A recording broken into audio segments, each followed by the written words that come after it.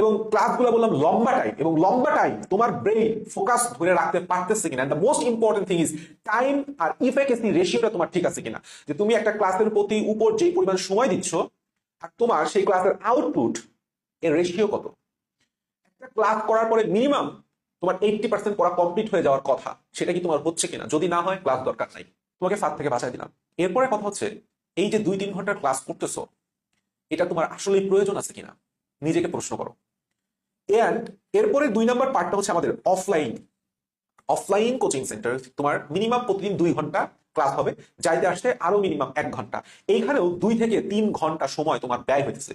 And তুমি offline class with due respect to all coaching centres এবং প্রত্যেকটা teacher, আমি নিজে অফলাইনে পড়াইছি, আমি নিজেও উন্মেষে ক্লাস নিচ্ছি, উইথ ডিউ রেসপেক্ট সবার প্রতি সম্মান জানাই বলতেছি, অফলাইন ক্লাসের ইফেক্টিভ রেশিও লেস দ্যান 40%।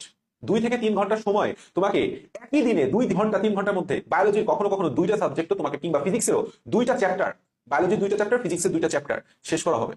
এখন 2 ঘন্টায় তোমার 2টা চ্যাপ্টার নেবে এই ব্রেইন তোমার আছে কিনা? যদি না থাকে অফলাইন ক্লাস তোমার জন্য না।